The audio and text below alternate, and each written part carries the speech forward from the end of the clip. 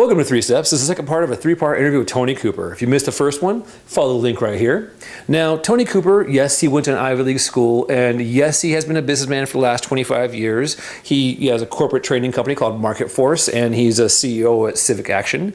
He's married, and he has 2 beautiful kids. They're teenagers now. And we went over a lot of things in this one. So we changed it up. Today we're doing success and confidence and thriving. And when he went over confidence, he gives you 2 things that he did to build his confidence, one that he actively uses and one that he did to get there. And in success, well, in order to be successful, you have to watch the video because he's going to tell you the secrets because that's what he does in this one. But in thriving, this is the gold. Like truly, if you just skip ahead to thriving, you're going to get a lot out of this one because he helps you understand the mindset of thriving and the process that it's critical to his thinking process around how to thrive on this planet. All right, so watch the video and I'll see you on the other side.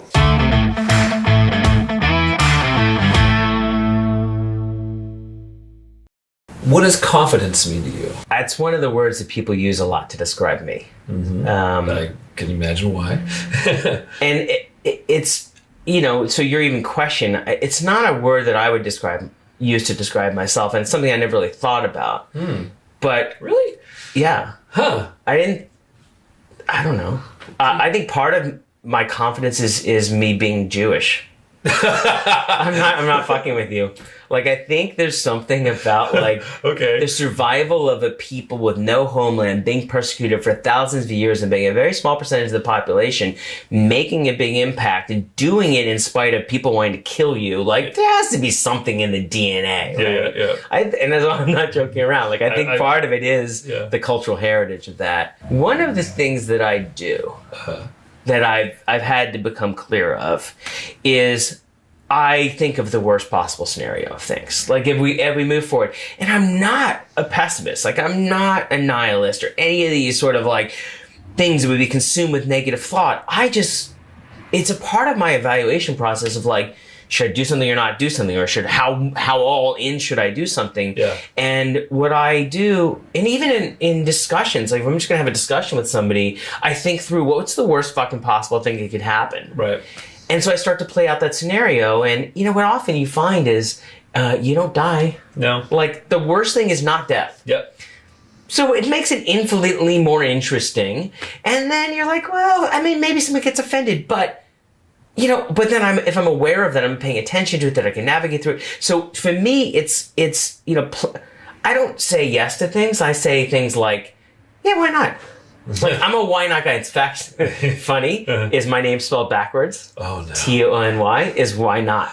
And when that dawned on me, I was like, okay, well, that is definitely how I answer a lot of questions. That's hilarious. But see, it's a different response than yes. Yes is we're going to do it. To me, it's like, I thought of all the worst possible scenarios and why not? I mean, like it's not gonna prevent us trying. Yeah.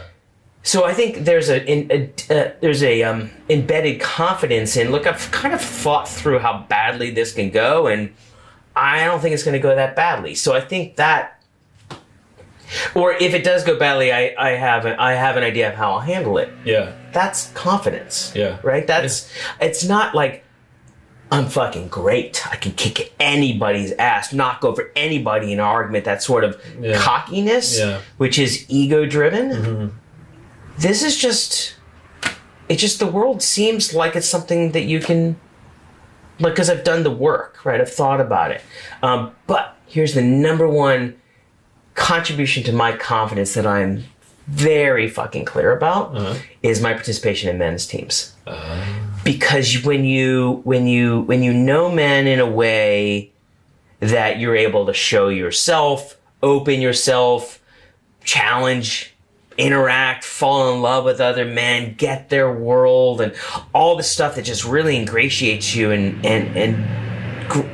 forges you into this brotherhood. Yeah. The men are always there no matter where you are. Oh, totally true. Right? Yeah. So I walk into situations outnumbered, right? Outmanned, And I'm confident because I know behind me, in my reality, I got my men. Yeah. At all times. At all times. No matter what, they're there. Both, they would be there physically if I needed them. Yeah. But they're there, like, we're connected. In here, like, yeah. I'm not just myself. So my confidence grows by adding the confidence of other men into my self-identification. Yeah. It's a tool in your tool belt. Yeah. Yeah, that's a great one to point out. And I feel it. Like, you know what I'm talking about. I Like, totally know what you're talking you about. walk up and you're like, oh, this situation's getting a little hairy. You're like, but my men believe in me. Yeah. My men wouldn't doubt me in this moment. And that helps me not doubt me in that moment and just remain confident. And then you're just present. And that, I think that's too, I think, now that I say it out loud, I think what often gets construed as confidence is presence. Yeah. Because I'm not afraid to be here right now in this only moment that's ever really there is the moment we're in to be.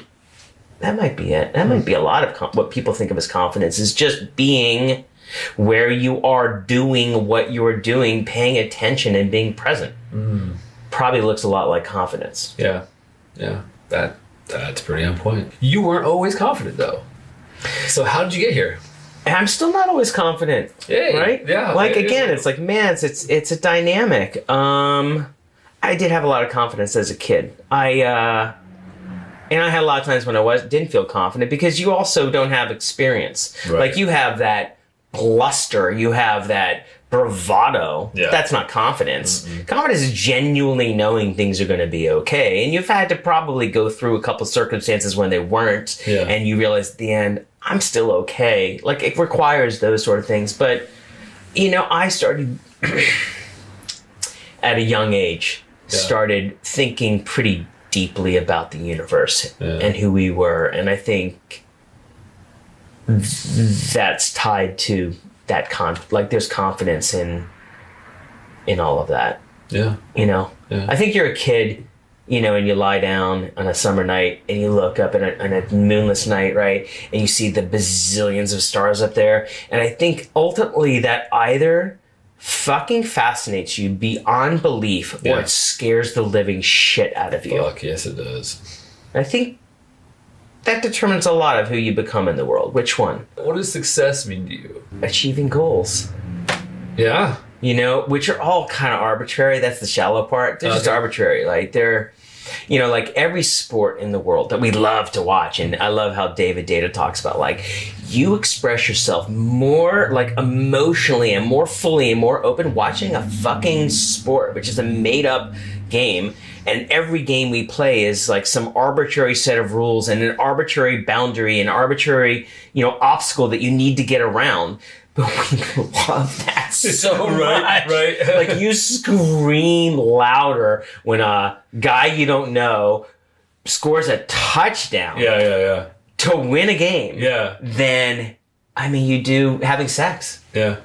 Or with your own kids. Yeah. Like it's crazy. So that's what like success is like that feeling. Like I accomplished something, which is such a masculine fucking thing to do. Yeah. But that's not in a judgmental sort of way. No, like I it's get it. so arbitrary. Yeah. And ultimately not important. But it's still, that's the measurement of success. Is like, how far to the ball did I kick it? You know, and did I do it further than you? Oh, yeah. And, you know, and then important things like, do I have enough money to pay for the food? Yeah. Do I have more money than that? Can I get a nice house? Can I help my friends? Like, you know, so there's always the next level of success. So, you know, it's not real, but the feeling of accomplishing it is real. And so that's why I go back and just go like, success is achieving goals. Yeah. You weren't always successful. How did you get here? Like, what was the focal point, or what were the tools you used to help you get here to be able to be this kind of man? Like, when I look back, you know, I kind of go, well, at what point did I feel not successful? And I was like, you know, I was 7 to 12 years old. I was a springboard diver. I competed nationally. I wasn't very good. Yeah. But I was ranked pretty high. Yeah. Every time I've ever done anything, I've really attempted to be very good at it. I've never half-assed my way through anything. I don't know why. Like, it's not, I'm not like as a makes me a good or better or anything like that. I just have always kind of been wired to do something, if you're going to do it very well. Like, it wasn't taught to me. Like, I don't think it was taught. I mean, certainly saw examples of it, but it's always been an instinct of mine. Yeah. So I've always liked accomplishing things. I've always, and, you know, the more you accomplish, the more, sort of like, there's this movie called Crank. Yes. And in this movie, the Jason Statham character, in the beginning of the movie, gets poisoned by the bad guys. Yeah. And it's a very particular kind of poison that will just kill him over a period of time. Yeah. Except if he can get an adrenaline spike, it will extend his life. Right. So it's and I'm going to tie this back to success. So each time he starts dying, he has to create some situation in which he'll get an adrenaline hit. Yeah. But the thing is, he's learning is if he does the same thing he did last time, it won't give him the adrenaline. He needs to up the game each time in order to stay alive. Right. And that's being successful. Ah. It has to be bigger than what it was. Yeah. Or else it's like, I already knew I could do that. Yeah. So I don't get the same hit. Yeah. Yeah. So, it's like that over time. So when you go back, you're like, you weren't successful. I'm like, there were lots of times that I wasn't successful because I wasn't, by definition, accomplishing what I was trying to accomplish. I failed. Yeah. And in those situations, you go like, then you're not being successful. Well, yeah. Are you? No, like you're not. Like like I said, it's a very simple definition. You achieve your goals. So if you don't achieve your goals, you failed. Right. I was married once. Yeah. Before this one. And I got divorced. Right. Within 2.5 years. Yeah. That was not a successful marriage. Right. I failed. And what I found when I was going through my post-marriage depression, which I was 25, 26. Yeah. First time in my life I ever felt depression. Yeah. Ever. Yeah. Like depressed, horrible fucking, like my life is unfolding in a bad way and something's wrong and it's never going to get better. Like that kind of a like repetitive. I never thought like that in my life. Yeah. I'm going through this depression post-divorce and everybody wanted to say like, and I was like, I failed. Like the problem is I failed. Right. I'm the first person in my entire family history to be divorced. Oh, wow. And even more important than that, I got married to be married for the rest of my life. I didn't get married to be married for 2.5 years. So I failed and nobody wanted to support that conversation. Everybody's like, you didn't fail. You tried your best. I was like, friends that we have. Wrong. I fucking failed. I didn't achieve the goal. So lots of times in my life, I wasn't successful. Right. And there will always be more times in my life when I'm not successful. That I think the getting older, the learning is like, okay, I should learn to expect those now, not design my life to avoid them. A lot of what I've talked with other guys about, the hang up of not getting started is people don't want to fail. They don't want to make the mistakes. They don't want to do the thing. So instead of failing, I just want to do the damn thing. Right. So like, but you're successful. Which means you failed and you've had failure. Yeah, like I said, I've been an entrepreneur for 25 years. So you've had mistakes. So what have you done for yourself, or what has helped you move past the damn it? There's two experiences. There's the intellectual one where I can logically and calmly tell you that I've learned more in my life from failures than I've learned with anything else. Yeah. That the only time you genuinely learn anything and grow is when things don't go right. Right.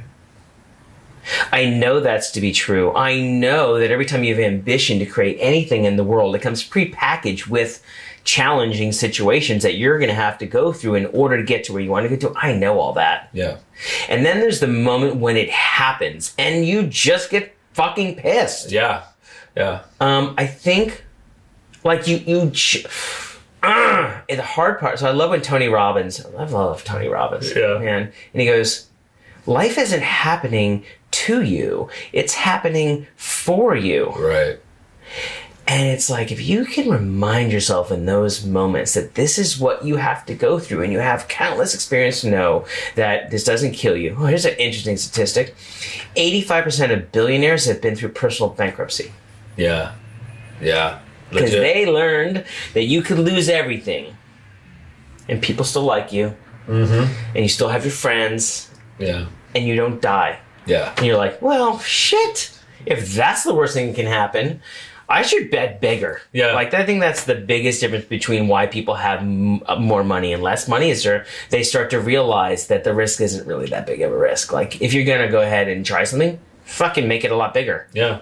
It's sort of like, you live in Vegas. Yeah. It's like betting. If you bet, $1 poker hands all day long, you'll have a lot of fun, but you won't walk away with any money. Right.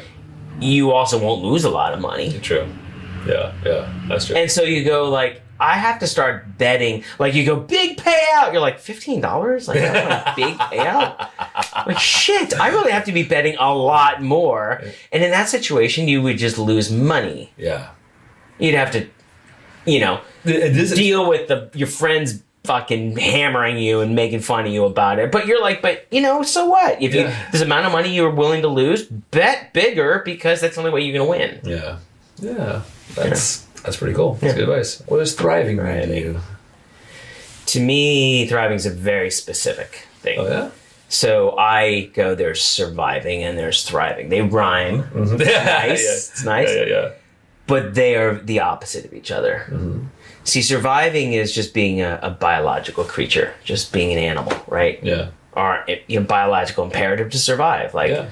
Our only real job is to make more humans, propagate the species. Yeah. Like from a nature. Yeah. Like what nature needs of us, that's the only thing that we do, and that's survival. So anything that you do that keeps you fed, clothed, safe, protected, and making more is surviving. Right. Because it's break even. Yeah.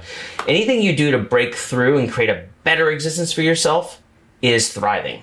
And so in my world, that breaks pretty cleanly between scarcity and abundance. And scarcity is and they're just mindsets. They're not places. So explain the word mindset before we move forward. What does a mindset mean to you? The mental construct I have that makes reality look in a particular kind of way. Yeah. So my mindset is how I see things, what I believe. Yeah. And how then my interpretation of the way the reality is unfolding has to align with that. That's what my brain does. It makes sure it aligns with what I see and I believe. And so my mindset creates the world around me. So you have scarcity and you have abundance. You have scarcity and you have abundance. And it's a really simple difference. And it's just a mindset, which is in a world of scarcity, there's not enough to go around. Okay. It's very clear there's not enough to go around. Yeah. And so that's called scarcity, but it's my belief that there's not enough to go around. So it's you believing there's not going to be enough to go around, and does that, because you believe that, does that keep you there, or is that just that's just your observation? It's the mindset. So once your mind is set on something, that's all. Your brain, which is the most dutiful employee you'll ever have in your life, goes about the business of collecting evidence to prove that you're right. Right. And so if you're in a world of we don't have enough, you're only going to find we don't have enough. Right. So let's say here's a plate of food. Yeah. And it's more than I can eat. Yeah. Way more than I can eat. If I have a scarcity mindset around that, I'm going to eat it. And I'll probably eat some more, and then I'll store it away so I can have it later. Yeah. And if anybody said, "Hey, can I have some of that's on your plate?" I'd be like, "It's not enough. Yeah. I can't." Now, let's say there's a plate with like 1/10 the amount of food, and I look at it and go, "I'm so grateful for this food. What a blessing that I have food at all." Yeah. And this is amazing. And if somebody goes, "Hey, can I have some of your food?" It'd be like, "It's not my food. Yeah. You should have some." Yeah. And I could split it up 10 different ways. Right. And I might even be happy not eating any of it. Right. Scarcity versus abundance. It's the same situation. Yeah. Or even like reverse, like worst situation in an abundant mindset still is wonderful. And a great situation in a scarcity mindset is not. It's limited. It's not enough to go around. So scarcity is a belief that there's not enough to go around in the world. Right. And so therefore I'm going to act accordingly. Yeah. Abundance is a belief that there's enough to go around. Yeah.